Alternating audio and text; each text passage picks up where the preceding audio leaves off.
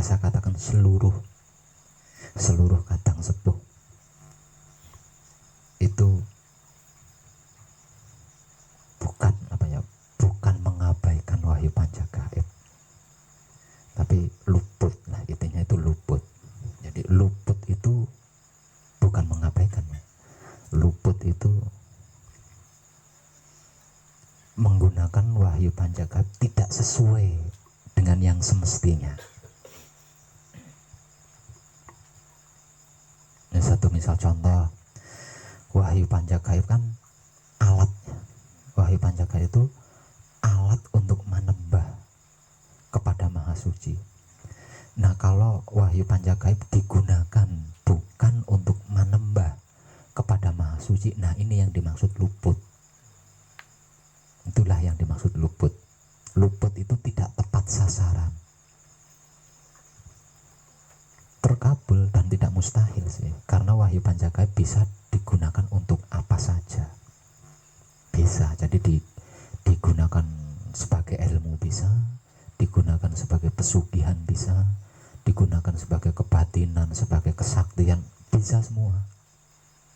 Tapi luput maksudnya enggak tepat, karena wahyu panca gaib itu adalah alat untuk menembah kepada Maha Suci atau Maha Hidup.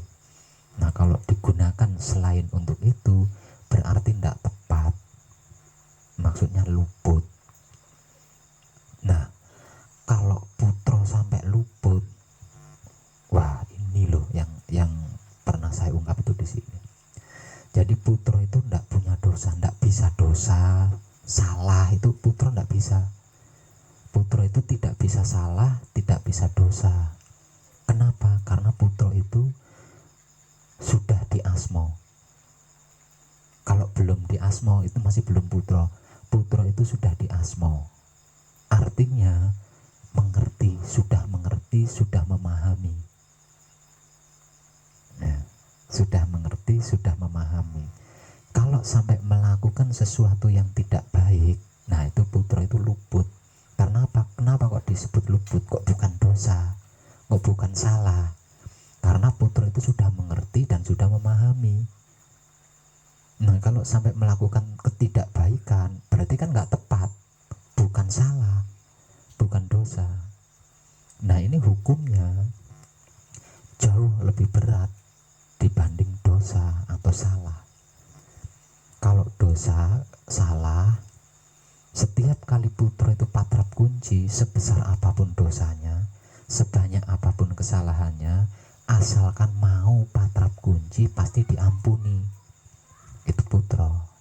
Tapi kalau luput harus ditebus, tidak bisa memohon ampunan terus diampuni, itu tidak bisa, harus ditebus. Satu misal kita melakukan keburukan, mengfitnah orang, harus siap suatu saat difitnah orang lagi. Kalau kita sampai melakukan menyakiti orang lain, ya kita suatu saat kita harus siap, karena akan disakiti oleh orang lagi. Biasanya untuk seorang putra itu tidak menunggu suatu saat, seketika itu pengadilannya itu seketika itu. Hari ini melakukan luput, ya hari ini dia akan menebus luput itu tadi. Seperti itu. Tapi kalau luput yang terkait dengan wahyu panca gaib, nah ini yang gawat. Gitu, ini gawat banget. Sesungguhnya semua putra romo itu mengalami. Hanya saja ada yang bisa menyadari, ada yang belum bisa menyadari.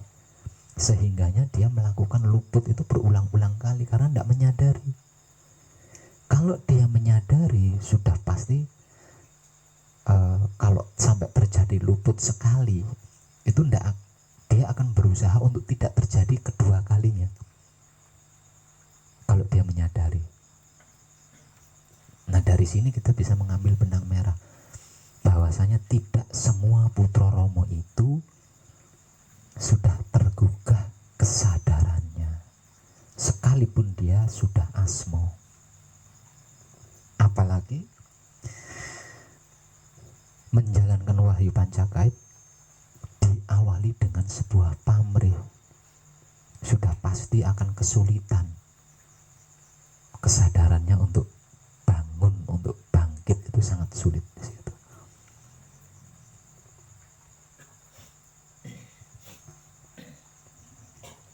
Nah, kadang sepuh kita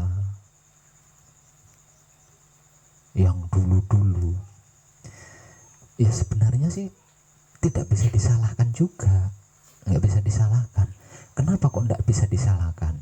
Karena zaman dulu itu ilmu pengertian, ilmu pemahaman terkait Wahyu Pancakait itu sangat minim, sangat minim. Selain itu, pusatnya itu kan langsung di Romo Semono Sastro Hadijoyo. Pusatnya kan langsung ke beliau. Entah itu ketika beliau masih dalam tugas di Perak Surabaya atau setelah dia jumeneng di Purworejo. Yang pasti pada waktu itu punjer atau pusatnya adalah langsung kepada beliau Romo Semono Sastro Hadijoyo. Nah, putra yang belum mengerti, belum paham, belum tahu apa itu Wahyu Pancagaib, bagaimana itu Wahyu Pancagaib, datang menghadap Romo itu hitungan jam, nggak berhari-hari seperti panjenengan di tempat saya ini, gitu.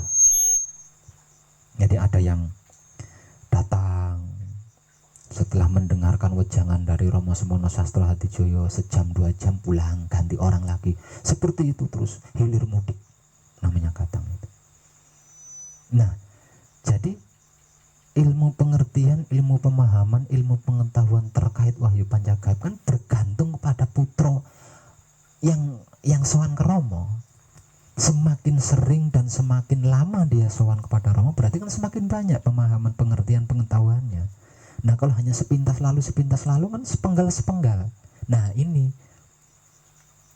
satu itu. Kedua lagi, Romo Semono Sastro Hadijoyo itu kan bukan manusia biasa, ya, bukan manusia biasa. Jadi ketika tubuhnya digunakan oleh Maha Suci, kok jangankan bersuara, kita mengangkat wajah saja enggak sulit gitu loh. Ngangkat wajah, Romo kan duduk di kursi ya, di depan. Putra itu kan di depannya banyak ngloso.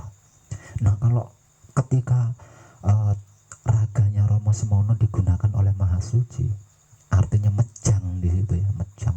Ini nggak ada jeda. Kalau sehari semalam itu nggak berhenti ngomong terus. Nah, sedangkan putra yang datang kan hilir mudik. Ada yang mampu mendengarkan sampai tuntas, ada yang hanya beberapa detik, ada yang beberapa menit, ada beberapa jam. Keluar masuk.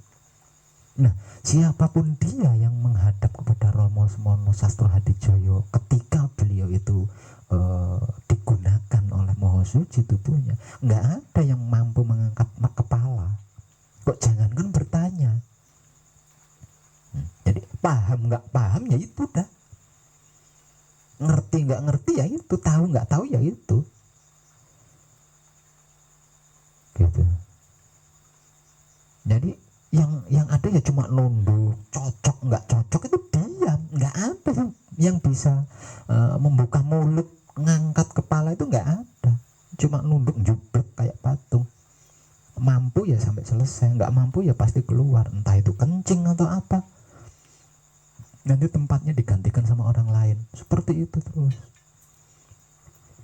Jadi nggak seperti sekarang, apalagi berhadapan dengan wong edan baku, wah murah banget pengertiannya, pemahamannya.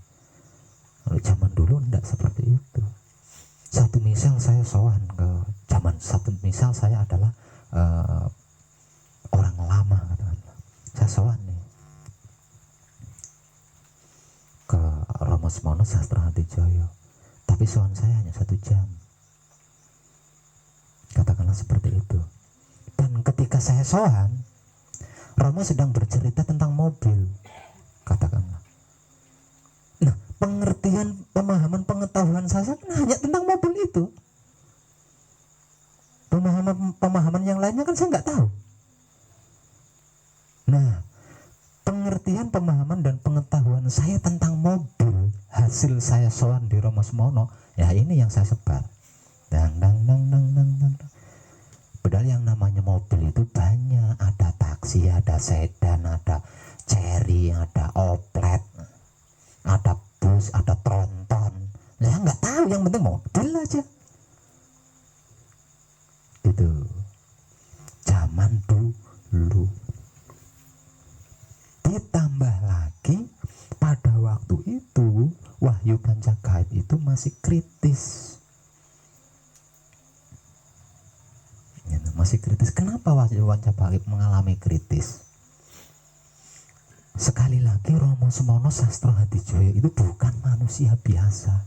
Tubuhnya memang manusia, tapi satu-satunya tubuh manusia yang memiliki kebersihan pikiran, hati dan syahwat, sehingganya dipinjam atau digunakan atau dimanfaatkan oleh Maha Suci.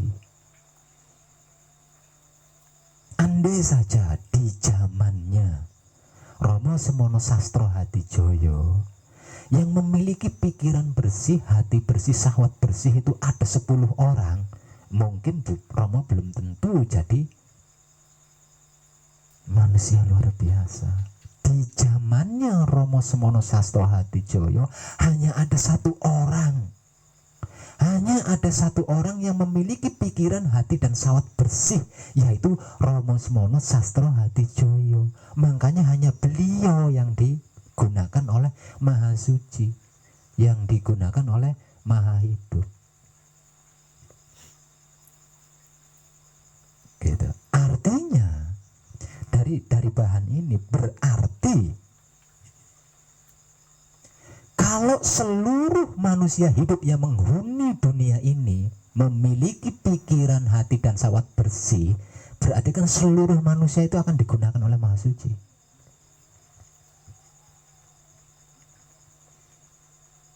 Nah, kalau tubuh manusia sampai digunakan oleh Maha Suci, tubuh manusia, wujud manusia, raga manusia kok sampai digunakan oleh Maha Suci. Nah, kita bisa bercermin kepada beliau Romo Semono Sastro Hadijoyo.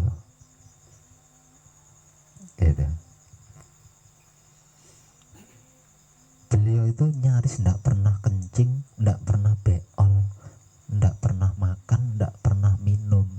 Hanya duduk di kursi pribadinya, muna-muni, tidak ada jeda, tidak ada istirahatnya.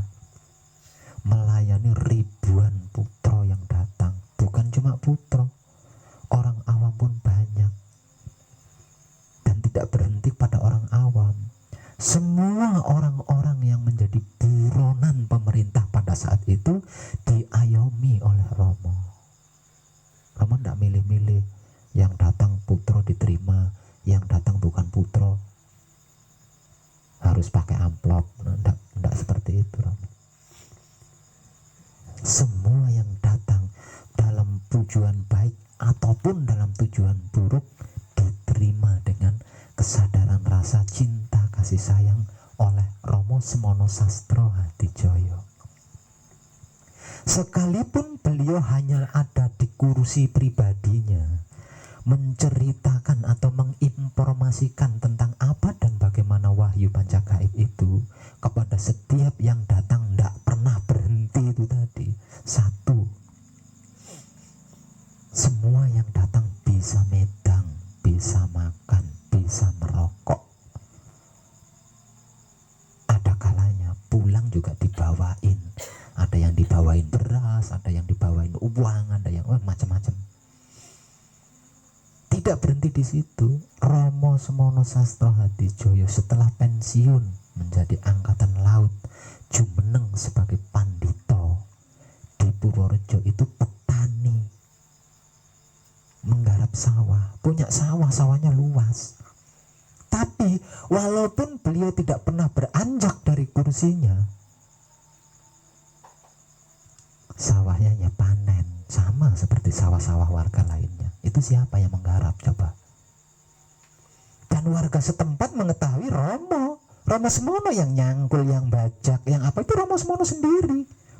Lah terus yang mejang di rumahnya itu siapa? Itu bukan dikarenakan Romo Semono Sastro-Hadijaya itu sakti mandraguna, bukan. Dikarenakan wujud beliau digunakan oleh Maha Suci, oleh Maha Hidup. Nah karena Maha Suci itu Maha Bijaksana, Maha Adil, tubuhnya digunakan, ya semua kepentingannya diselesaikan tuh sama Maha Suci. Lawang tubuhnya sedang dipinjam, semua keperluan, kepentingan, kebutuhan diselesaikan oleh Maha Suci. Enggak cuma begitu, di sisi lain sedang menggarap sawah, di sisi lain sedang mejang di rumahnya, di sisi lain diundang mengobati orang sakit ke sana. Lah itu terus siapa itu? Coba. Itu loh. Jika ada manusia yang tubuhnya digunakan oleh Maha Suci, tidak ada sesuatu apapun yang mustahil. Yang membuat, salah satu penyebab yang membuat Wahyu Panca Gaib pada waktu itu adalah kerdil atau kritis tentang para PKI yang menjadi buronan pemerintah pada saat itu. Nah, mayoritas mereka itu lari meminta perlindungan kepada Romo Semono Sastro-Hadijaya. Nah, alasan inilah sehingganya pada akhirnya Romo Semono Sastro-Hadijaya dituduh pandito yang melindungi pemberontak negara. Nah, akhirnya diawasi. Bahkan Romo Semono Sastro-Hadijaya dengan tuduhan itu dipenjara juga, dipenjara, ya dipenjara beneran ini. Romo Semono Sastro-Hadijaya dipenjara beneran atas tuduhan itu. Nah, apa luar biasa. Di penjara ada, di rumahnya ada, di sawahnya ada, keliling ngobatin orang sakit juga ada. Lah terus yang mana ini yang Romo Semono ini?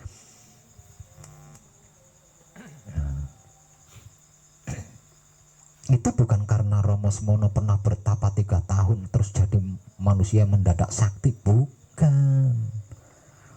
Dia hanya opsir angkatan laut, memang keturunan orang sakti.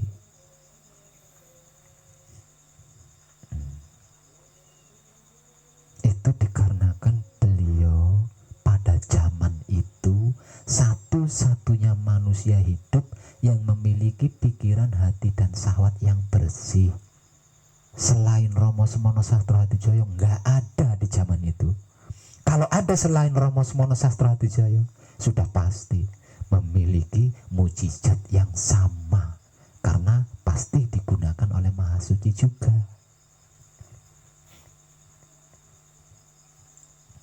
Gitu. Yang menjadikan para kadang sepuh kita terjebak luput adalah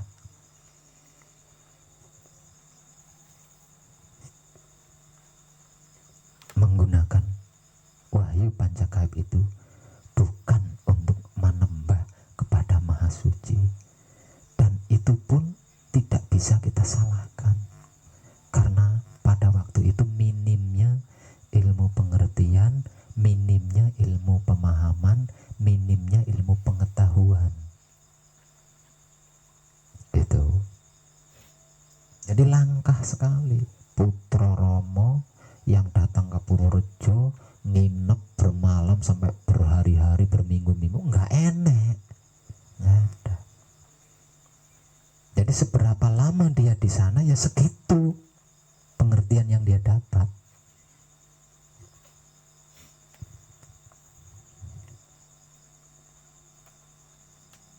Zaman kita enak, sebelum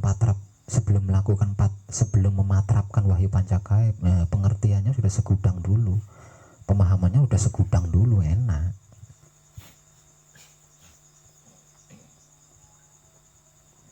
Gitu.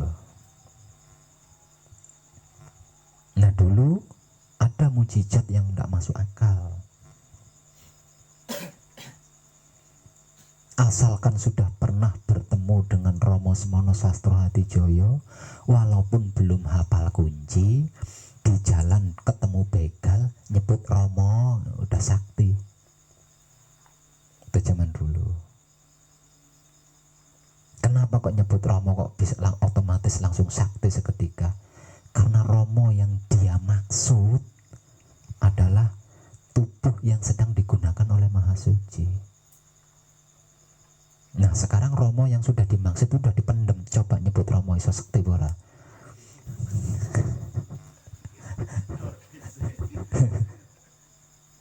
Nah, itu.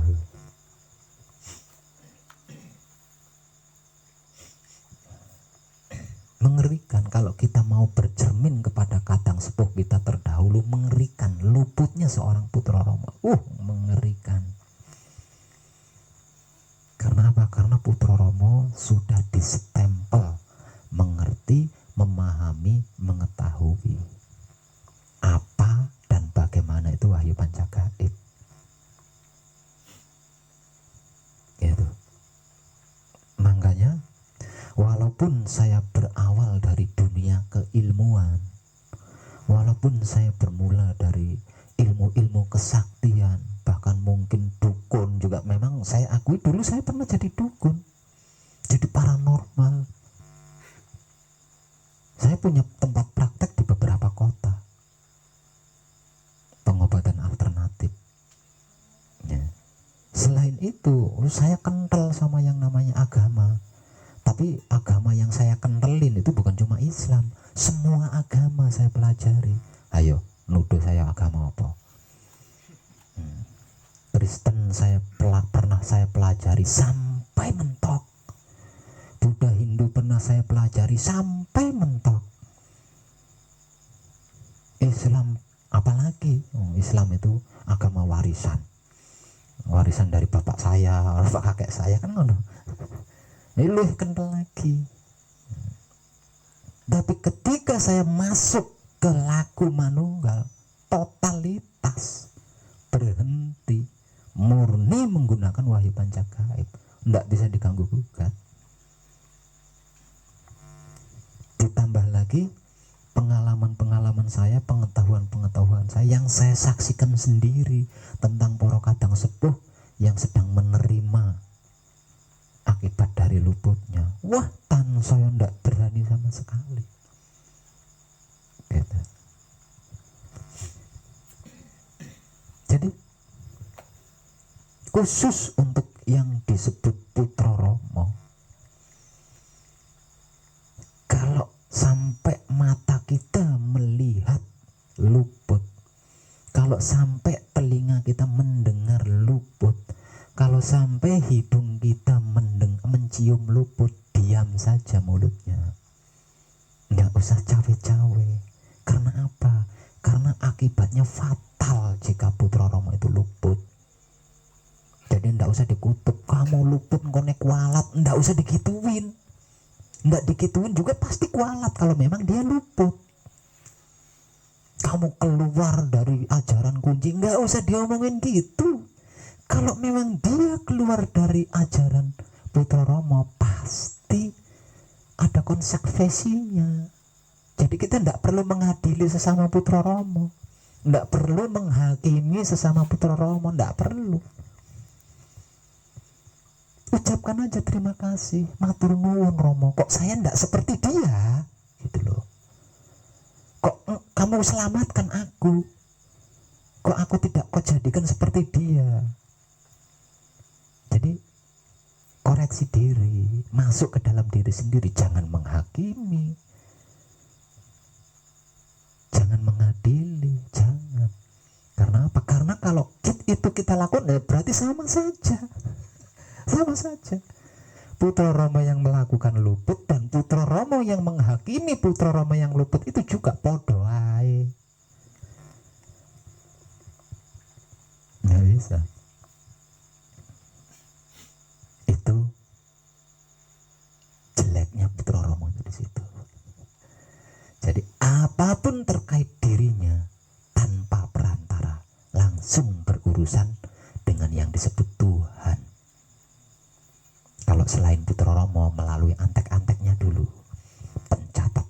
pahala, pencatat dosa. Dia melalui seperti itu dia.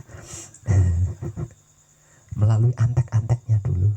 Tapi kalau putra Romo urusannya langsung sama Tuhan, jadi tidak bisa ditawar. Nah kalau urusannya sama antek-anteknya dulu gampang, bisa disogok, hapus dosaku dong. Nah kalau sama Tuhan piye nyogoke, nggak bisa. Itu loh nggak enaknya putra Romo. Jadi kalau ada putra Romo luput, biarin, karena urusan dia sama Romonya sendiri.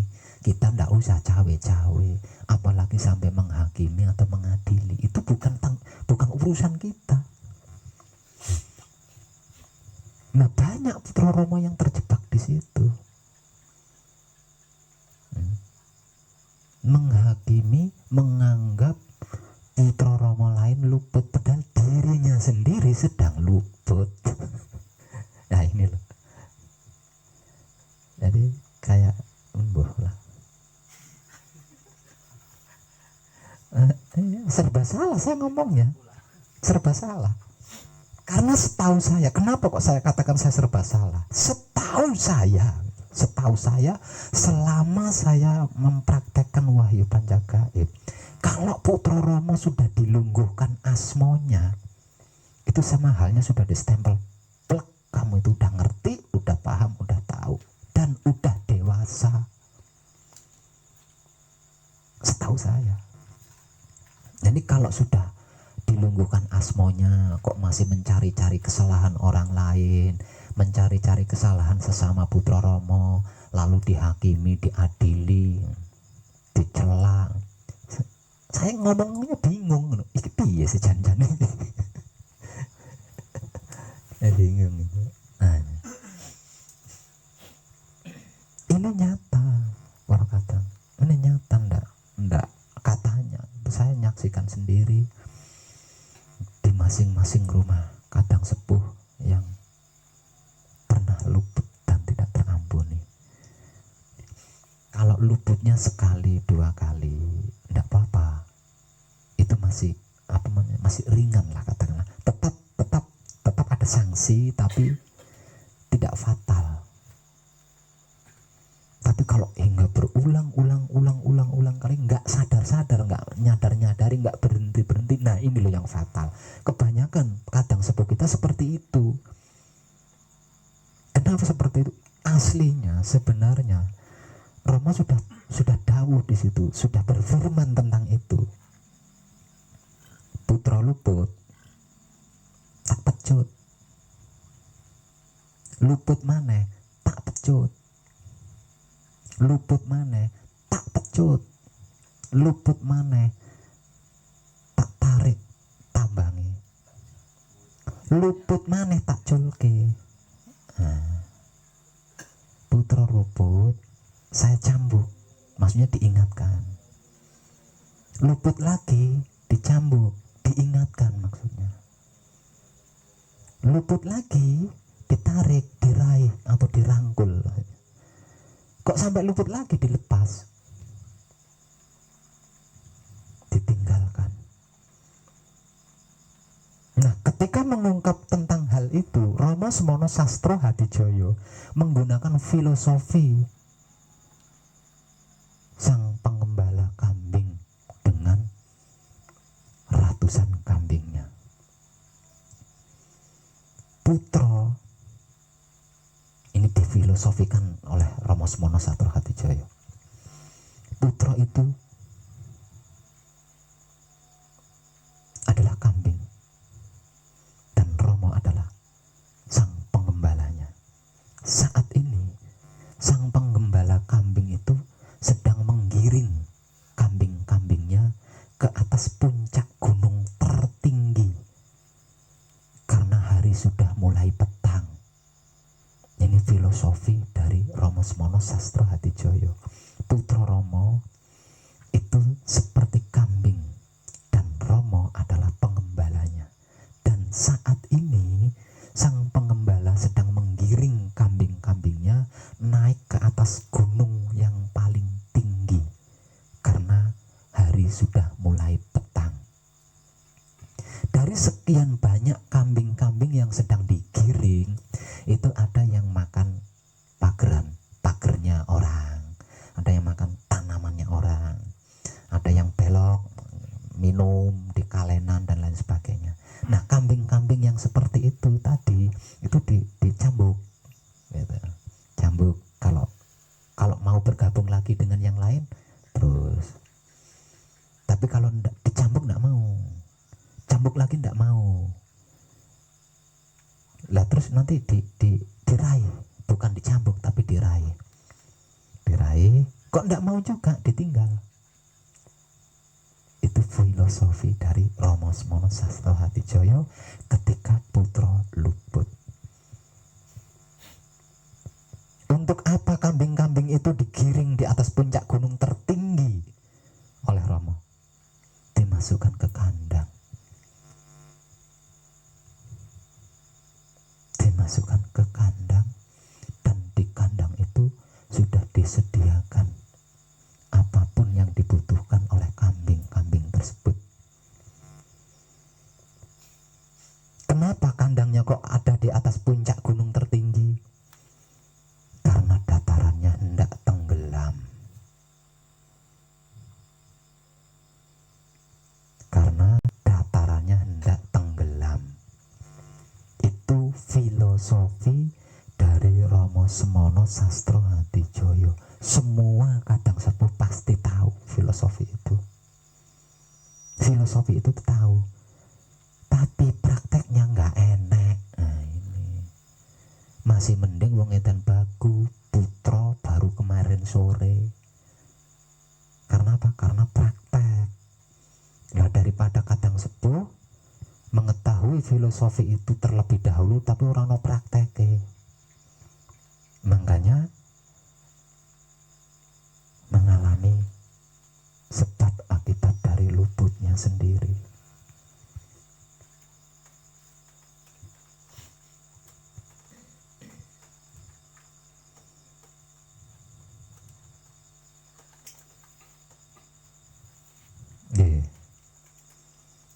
Sebab itu wong edan bagus selalu memberikan motivasi.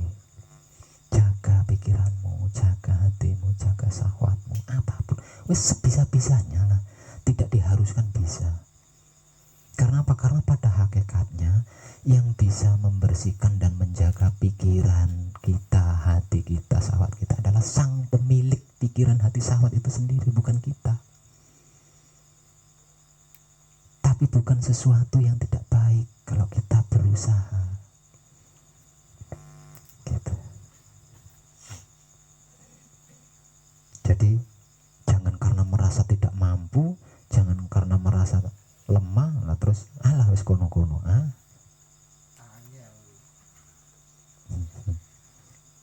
nggak bisa.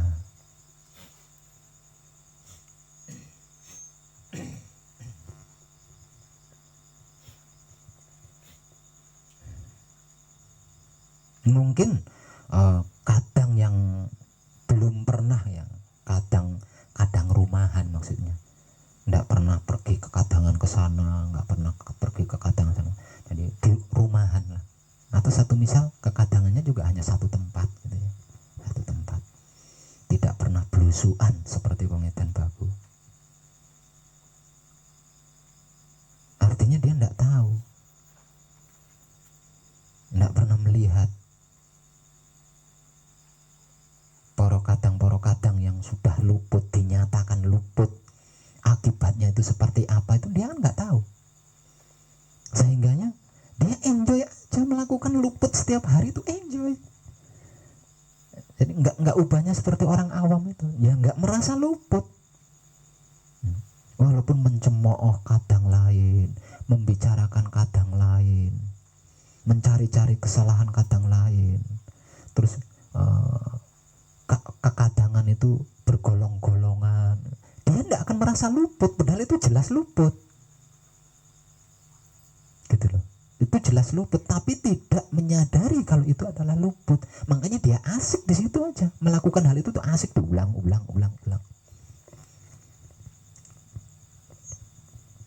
Gitu. Nah akibatnya sekali dua kali masih dicambuk sama Romo, 3 kali dirangkul, 4 kalinya dilepasin. Nah kalau sudah dilepasin ini lebih parah dari orang awam. Kalau sudah dilepaskan oleh Romo, mending orang awam. Orang awam minta pengampunan, diampuni. Nah Putra minta pengampunan, lucu. Yang minta pengampunan siapa, yang akan mengampuni siapa, kan lucu kalau Putra.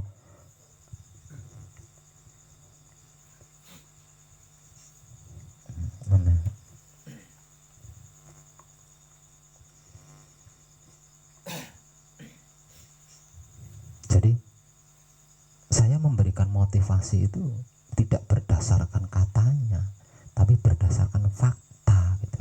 Berdasarkan fakta.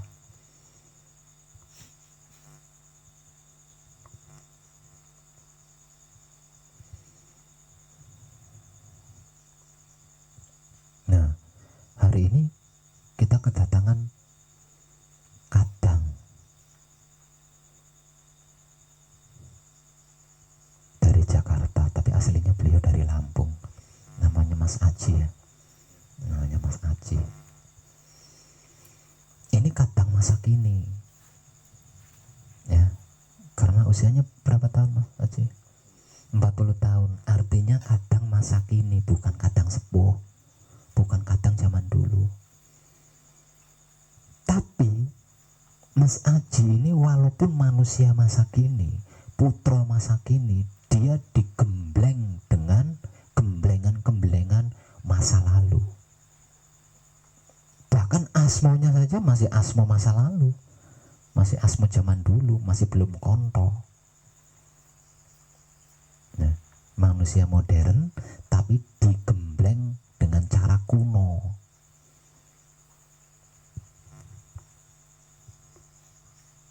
Hasilnya apa? Ya yang dia alami selalu kuno terus. Katrok semua yang dia alami. Karena apa? Karena gemblengannya adalah gemblengan kuno. Sementara dia adalah manusia modern yang seharusnya memiliki asmo konto. Ya apa yang dialami oleh orang awam, dia juga mengalami. Gitu. Walaupun dia adalah putra Romo. Tapi apa yang dialami oleh orang awam, dia juga mengalami. Ya kan aneh. Namun putra Romo kok mengalami seperti orang awam?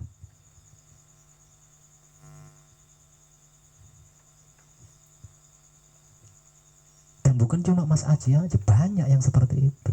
Dan saya menyaksikannya, enggak katanya.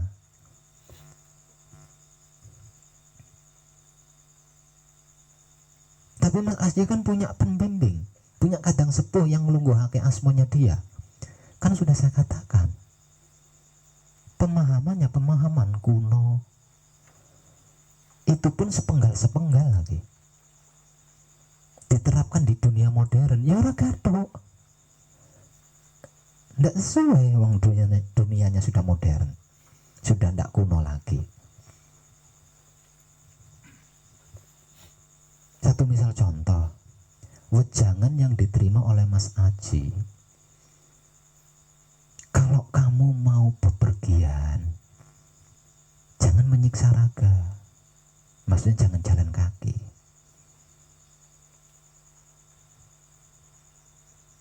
Gunakan dokar. Naik dokar. Itu wejangan yang dia terima. Nah dia manusia modern dan hidup di zaman modern. Mau bepergian, ngenteni dokar. Nggak iso. Ning Jogja iso. Tempatnya dokar ning Jogja. Selain kota Jogja, cemplungan dia nggak jadi bepergian. Lalu nggak ada dokar. Nah, salah satu contohnya seperti itulah gambarannya.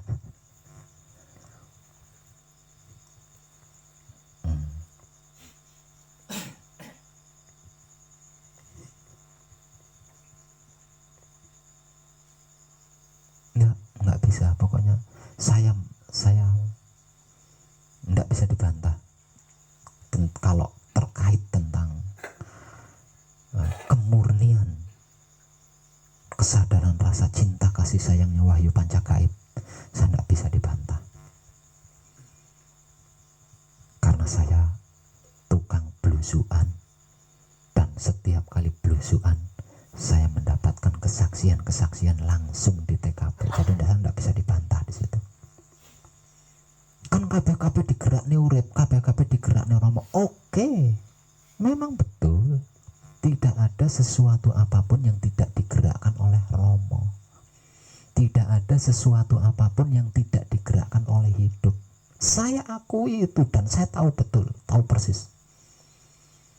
Tapi ingat, di dalam tubuh kita bukan hanya ada hidup, tapi juga ada 4 anasir. Artinya tidak semua gerak hidup itu dikehendaki oleh hidup. Ada kalanya dikehendaki oleh salah satu anasir. Jangan lupa itu.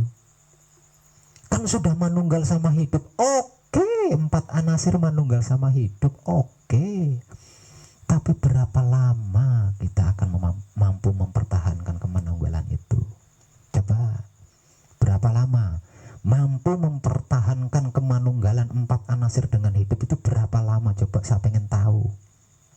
Alah, paling sedina sewengi ngombe, pasti minum, sehari semalam itu pasti lapar. Nah, kalau sudah lapar pasti makan, kalau sudah haus pasti minum. Yang minum yang makan itu siapa? Anasir, Mas. Jadi jangan munafik. Jangan munafik.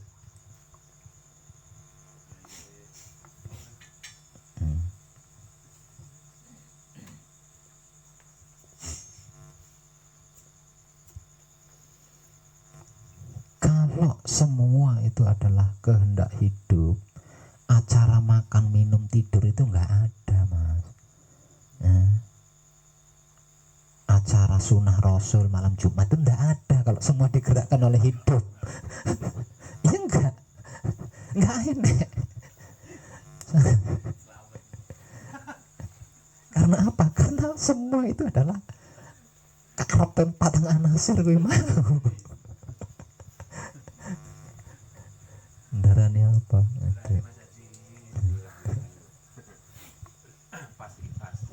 Nah, seperti itu.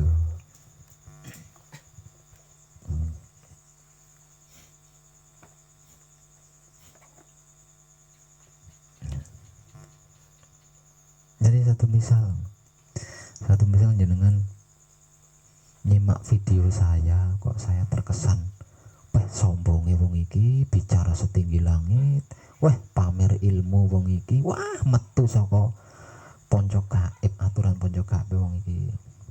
Biarin aja. Kalau memang iya wong edan bagus seperti itu, pasti tumbang wong edan bagus. Kalau memang iya wong edan bagus seperti yang dituduhkan itu, mesti tumbang.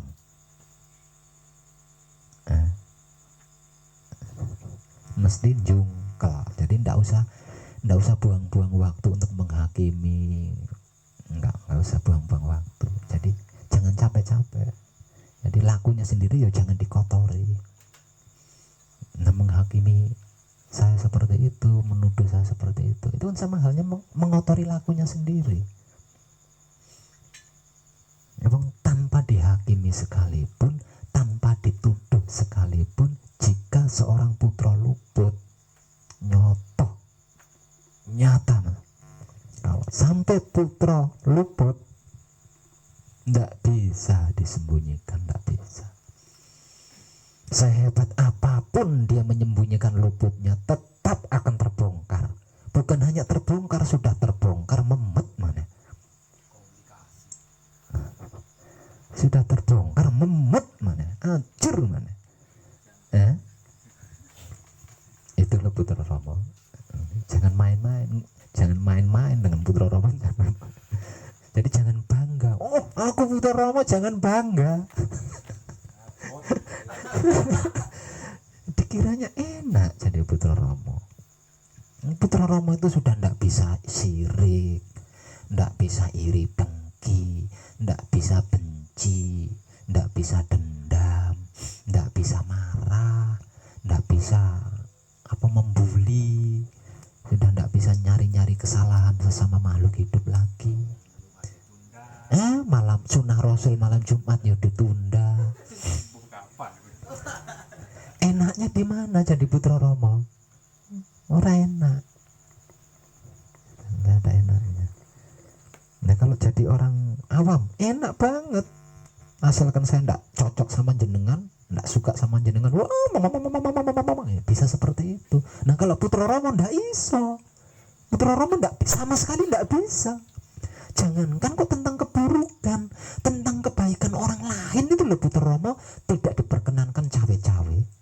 Apalagi tentang keburukan orang lain.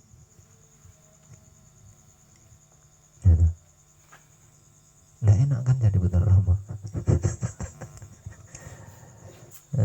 Tapi kesempurnaan abadi akan menjadi pakaiannya, akan menjadi singgasananya jika mau bersedia mampu menjaga kebersihan pikiran, hati dan syahwat.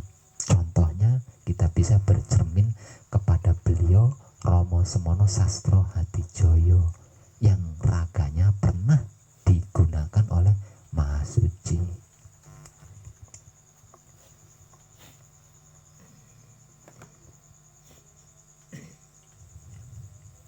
Tuh, nggih. Abot. Tapi kalau kita tidak membuat sebab, ringan. Berat itu kalau kitanya selalu membuat sebab. Tapi kalau kita tidak pernah membuat sebab, sangat ringan, lawang gratis.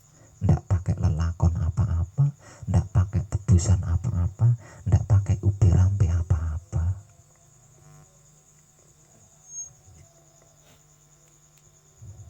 Modalnya jangan membuat sebab, karena setiap sebab pasti ada akibatnya. Itu luputnya putra Romo.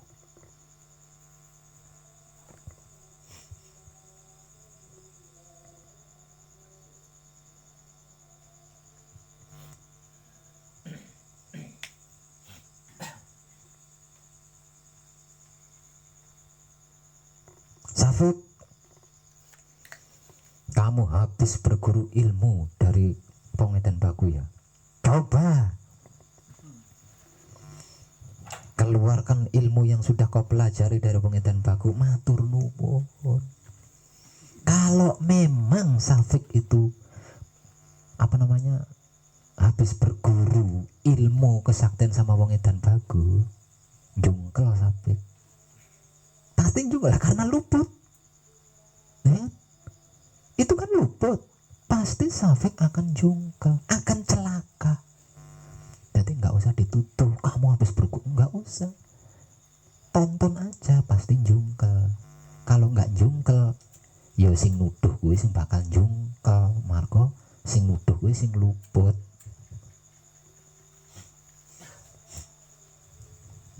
Mudah, kalau putra Rama itu mudah.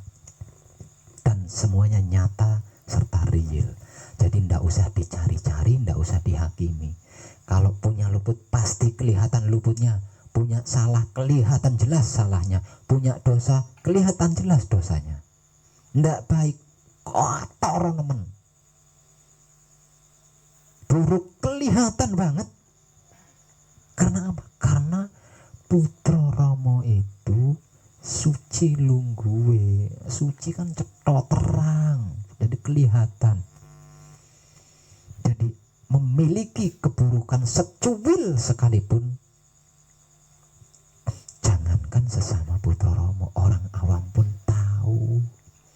Loh, katanya Wahyu Pancagaib itu sempurna, katanya Wahyu Pancagaib itu tentrem, katanya Wahyu Pancagaib itu soal rasa. Lah kok sesama putra Rama kok tukaran? Itu orang awam yang ngomong. Kelihatan kan berarti? Katanya Wahyu Pancagaib itu tentrem, rasa, kasampurnan. Lah kok sesama putra Rama kok sikut-sikutan? Orang awam saja bisa menilai. meneh bisa tahu, apalagi sesama putra Romo. Kalau diibaratkan kain, putra Romo itu kain putih. Jadi kalau ada noda sedikit saja kelihatan banget, kelihatan banget.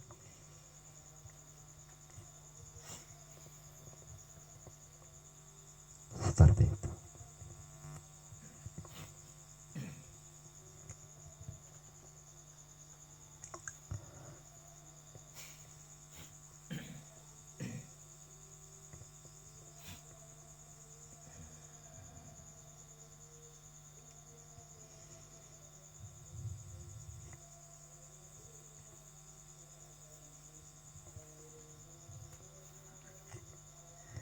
Mungkin kadang kita Mas Aji punya motivasi untuk kadang kita di sini karena panjenengan sempat menekuni pengertian pemahaman masa lalu dan diterapkan ke masa modern ini.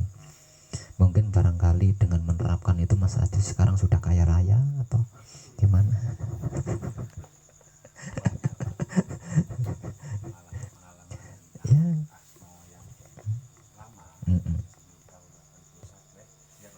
Ya. Ya. Itu tempat kelahiran saya. Jadi coba Mas Aji pakai ini biar mantap. Enggak apa-apa lah. Tapi maaf sebelumnya ya, bukan maksud menggurui atau apa itu namanya, saya nggak ngerti lah. Yang jelas saya bukan niat menggurui, hanya ini saya diminta oleh Pak Web menyampaikan apa yang sudah saya alami ketika saya memiliki Asmo atau di Asmo sebagai dilungguh ke Asmo sebagai wali Jorolas itu tahunnya sebelum 81. Nah setelah 81 itu kelahiran saya itu 81. Sudah tidak ada lagi yang namanya begituan. Cuman 4, 2 untuk wanita dan 2 untuk laki-laki. Seperti itu. Jadi nggak cocok. Segimana saya kerasnya berusaha untuk yang namanya manunggal susah, nggak cocok. Jadi saya sengsara. Memang saya pernah dikasih enak, mobil, rumah, mobil ganti-ganti, selingkuhan di Jarnoae, bener. Tapi apa yang terjadi dengan saya? Ya buktinya saya kesini, artinya apa? Saya nggak dapat apa-apa. Begitu. Jadi jangan bangga. Saya putra Romo kawakan atau senior, jangan. Sepuh. Sadari dulu. Yang punya ketentuan adalah mendiang yang di atas ini, bahwa tahun 81 itu tidak ada lagi. Yang seperti saya di tempat saya sana banyak yang tepuk dada begini. Tapi saya menyadari bahwa penggebelengan saya pribadi beda. Memang saya diulur terus. Saya minta ini dapat, selingkuhan oke. Akhirnya apa? Saya terkubur sama semua itu, susah bangun. Bener saya alami. Nangis bukannya apa namanya ya? Nangis itu bukan nangis biasa saya. Udah luar biasa. Udah jantung ini udah nggak kuat lagi, artinya saya iya benar. Itu berkali-kali itu. Akhirnya apa? Dengan dorongan Pak Web menyampaikan bahwa luputnya seorang putra Romo tidak ada ampun. Nah itu dahsyat bener tuh. Saya cocokin dengan pembimbing saya yang dulu dengan kakek saya sendiri. Sama persis kejadiannya. Di depan mata saya lah. Siapa yang nggak malu coba? Telanjang di tengah jalan, putra Romo itu. Saya cucunya. Lalu saya nolongnya gimana? Terus gimana ini kan sayanya bingung. Mau kemana saya minta tolong? Oh iya. Sing nolong ya. Boy ini. Jadi begitu Pak. Jadi artinya bisa kita tarik sebuah bahasa Pak Web itu benang merah atau kesimpulan bahwa wahyu pancagaib itu bukan untuk mencari sesuatu. Apalagi kita karena miskin pengen kaya, jangan. Itu udah saya coba, tenggelam pada akhirnya karena saya yang sepinta itu. Karena wahyu pancagaib itu diturunkan untuk menyembah atau alat ya Pak ya, alat menyembah yang menghidupi kita. semuanya sudah lengkap. Setelah saya sadari semuanya sudah lengkap, cuman saya belum sampai. Saya baru menyadari, oh berarti selama ini saya salah gitu. Saya selalu meminta, nuntut, saya nuntut. Oh saya terong kok, nggak boleh, oh gitu. Kok saya miskin gitu? Dikasih 3 kali saya ganti mobil. Saya orang miskin tapi bisa. Saya terlahir dari keluarga yang sangat miskin sekali. Pak Web pernah bilang bahwa kalau di masa kecilnya pernah minyak lampu yang dulu itu nggak ada minyaknya karena nggak kebeli. Saya ngalamin itu. Tahu mancung yang untuk pelepah kelapa itu saya bakar di dalam rumah saya untuk menerangi cahaya. Karena apa? Minyak lampu itu habis kadangku. Luar biasanya itu. Saya udah ngerasa dari kecil ketika saya sebagai putu Romo atau di di Asmo, saya bangganya luar biasa. Wali Jorolas, wali gitu. Wah, wali sekali ngomong jadi apa itu. Jadi semuanya itu nggak cocok dengan saya. Kalau untuk yang sebenar-benarnya itu nggak keplok, nggak ketemu. Tapi kalau mau nyoba-nyoba silahkan. Saya udah nyoba, sakit rasanya. Nggak benar. Iya, luar biasa sakit. Woi, dalam. Saya juga sudah pernah nyoba. Jadi artinya saya pribadi mengucapkan banyak, bahkan nggak terkira rasa terima kasih saya sama diri saya sendiri yang menghidupi saya. Begitulah cara dia membimbing saya. Kalau nggak digituin saya nggak sadar. Coba kalau dibiarin aja mulus gitu, anteng kata Pak Bapak, semakin terlena loh Putra Romo itu. Iya, itu saya alami. Tapi ketika saya jatuh toh, rasanya sakit ya, gitu. Sakitnya tuh di sini. Iya. Jadi gitu. Saya nggak bisa pidato apalagi ceramah karena saya bukan aliran itu ya. Jadi tergagap-gagap terus napas ini nggak bisa ngatur. Karena ini mendadak gitu. Pengalaman saya seperti ini nggak ada, apalagi di depan orang-orang yang sudah senior semua. Artinya saya grogi ini benar, jantung tuh nggak beraturan di dalam. Cuman saya puas dengan adanya ini gitu. Saya bisa membantu atau ayo kita sama-sama, jangan seperti itulah. Kita benar-benar semuanya udah ada. Tinggal kitanya mau sadar apa enggak.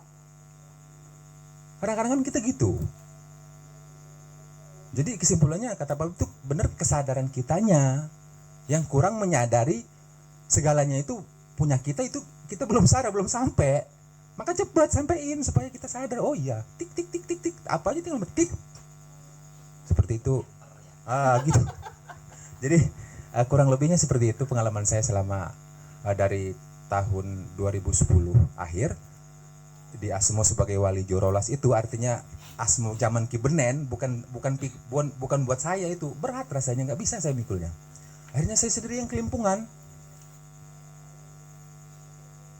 nggak cocok. Nah makanya saya kesini supaya cocok dengan saya. Pengalaman penggembelengan tentang pengertian apa sih sebenarnya Wahyu Pancaka itu sudah saya dapat. Jadi saya kesini untuk pengesahan yang artinya di Asmo yang cocok dengan saya lalu mendukung, seperti itu. Kurang lebihnya seperti itu. Terima kasih dan maafkan saya kalau misalkan ada rasa nggak enak kedengarannya, karena memang saya nggak terbiasa. Lagi itu saya ini orang Sumatera, jadi bahasanya itu kasar. Padahal niat saya nggak kesana gitu. Memang penyampaiannya seperti ini. Terima kasih. Oke. Makasih Mas, makasih. Mas Aji bahasanya bukan disahkan Mas Aji. Sejak panjenengan menghafal bacaan kunci itu semuanya sudah sah. Jadi yang tepat itu didewasakan Mas Aji. Yang selama ini kan Mas Aji kan anak-anak, sedikit-sedikit minta, sedikit-sedikit kan itu anak-anak kan begitu. Nah sekarang didewasakan itu. Jadi Mas Haji ini pernah ketemu saya kalau tidak salah sekitar 7 tahun yang lalu Mas Haji. 5 lebih 2014 ya. 2014 ya, malah saya lupa. Pernah ketemu ya beberapa tahun yang lalu lah, lama sekali. Nah sedikit banyak dia memahami apa yang saya informasikan melalui Facebook Ya, karena pada waktu itu saya adalah bintangnya Facebook. Ya Mas Haji ya. Saya jelek-jelek begini saya pernah jadi bintang Facebook dulu. Nah, salah satu penggemar saya adalah beliau waktu saya menjadi bintang Facebook. Dan saya juga pernah berkunjung ke rumahnya. Tapi mungkin itu perjalanannya Mas Aji ya. Perjalanannya Mas Aji dan prosesnya Mas Aji memang harus seperti itu.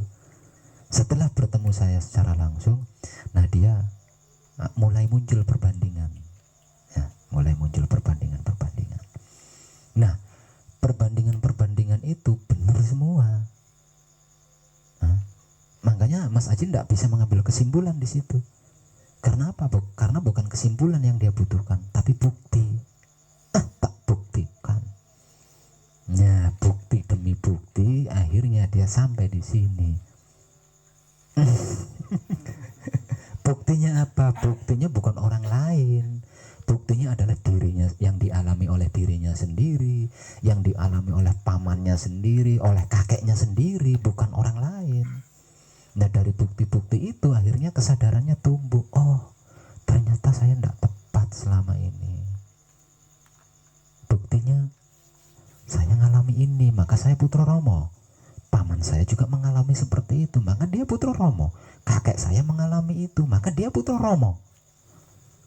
Dan yang namanya putra Romo jaminannya selamat, sempurna. Nah, tapi kok saya ngalami seperti ini, paman saya ngalami seperti ini, kakek saya mengalami seperti ini. Nah, akhirnya dia bercermin di situ. Nah, jadi apa namanya, Romonya Mas Aji menyadarkan Mas Aji melalui hal-hal seperti itu, dan saya dijadikan anak tangganya. Poin terpanjang Romo. Nah, itu nyata. Nah enggak, kalau putra Romo sampai luput, mengerikan sekali, mengerikan karena tidak ada ampun di situ, nggak ada ampun. Putra Romo putane rasa manunggaling roh lan komo, artinya ini paling ujung.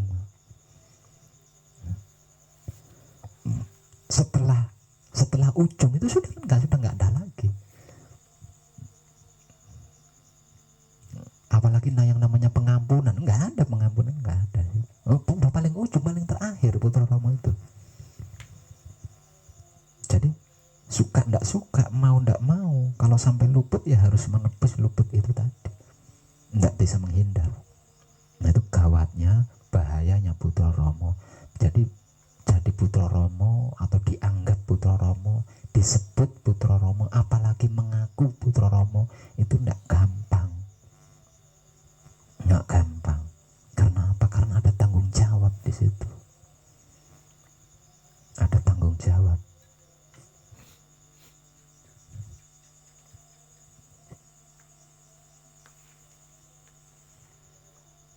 Sebab karena itu, mari mulai sekarang kita berhenti menodai dan mengotori pikiran kita sendiri, hati kita sendiri, syahwat kita sendiri. Berhenti. Masa ndak capek? Dari dulu begitu aja, masa ndak capek, ndak jenuh? Masa tidak ingin berubah lebih baik gitu? Masa nggak ingin? Jadi mari kita berhenti sirik, iri, dengki, tuli, fitnah, dendam, benci, menghasut, menghakimi, apalagi sampai mengadu domba. Mari kita berhenti, menghentikan semua itu dan menggantikannya dengan kesadaran rasa cinta kasih sayang kepada apapun, siapapun, dimanapun, hingga sampai kapanpun. Karena putra Romo didesain untuk itu.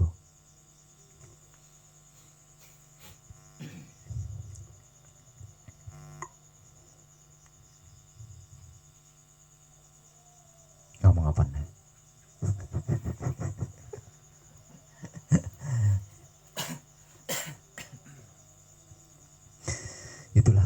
kita malam ini, saya rasa itu cukup lah. Sebelum ini juga saya sering menginformasikan terkait hal tersebut kan, walaupun hanya sepenggal-sepenggal, tapi kan jelas. Ketambahan malam ini kita kedatangan Mas Aji yang memiliki pengalaman tentang masa lalunya selama menjadi putra Romo. Liku-likunya seperti apa jika tidak tepat, kejadiannya seperti apa jika luput, dan Mas Aji mengalaminya sendiri. Dan apa yang dia alami, apa yang dia informasikan sama dengan yang sudah saya informasikan sebelum Mas Aji datang.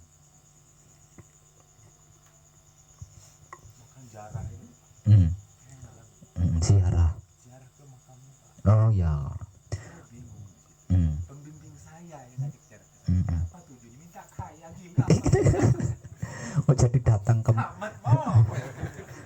ke makamnya Romo Semono Sastra Hadijoyo minta kaya. Aslinya seperti itu. Kata lah. Ya. Ini apa ya? Saya sudah terus mau nggak mau kita harus teriak nadi. Teriak caranya ya makamnya kau nang Purworejo. Loh piye? Ya wes nyerental mobil. Wong. Angkat.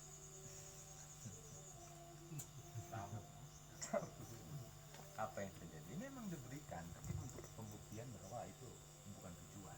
Dan tidak langgeng. Cuma saya Pak. Mampir ya. Cuma mampir doang sepintas, diambil lagi. Banyak dong selewan dong. Nggak bisa menikah. Nanti kos-kosan. Bingung. Mungkin begini Mas Aji, mungkin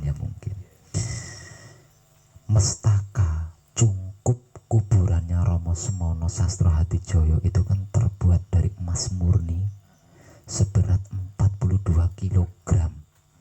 Motif dibuat oleh kadang dari Nederland. Nah, karena mestaka cungkup makamnya terbuat dari emas murni seberat 42 kg. Nah, mungkin banyak yang berpersepsi bahwa di situ adalah pendeman harta karun. Tempat mencari kekayaan. Mungkin seperti itu mungkin. Padahal itu lambang penghormatan seorang putra kepada beliau Romo Semono Sastra Hadijoyo karena telah terselamatkan. Jadi bukan berarti di situ itu ada pendeman harta karun yang bisa kita minta gitu, bukan. Ya sembuh. Saya lama-lama jadi ikut menghakimi saya. Udah jadi ngawur ini ngomongnya. Intinya kalau kita merasa putronya Romo, karena kita sadar menjalankan apa yang diberikan oleh Romo, jadi mari kita tunjukkan bahwa kita adalah layak menjadi kekudangannya Romo. Oke, kadangan malam ini cukup sampai di sini dulu. Ini ada apa namanya?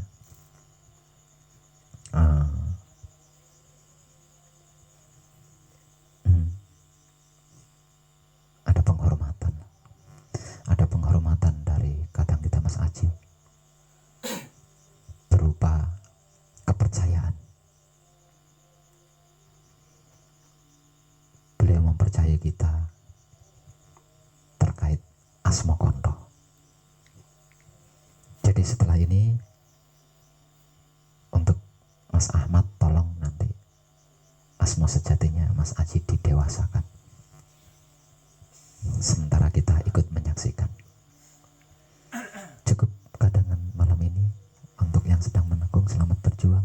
Yang sudah hafal Sabdo Sejatine Satrio, nanti setelah Mas Aji teknik-tekniknya akan diberitahu sehingga dimulai malam ini bisa dipatrapkan. Nggih. Mas Aji wis mangan urung? Wis mangan urung? Kalau sebelum sampai ke sini sudah Pak. Tapi di sini belum lapar apa sudah lapar? Sudah mulai rasanya. Kayak Makan dulu nanti asmone dilungguhne pingsan.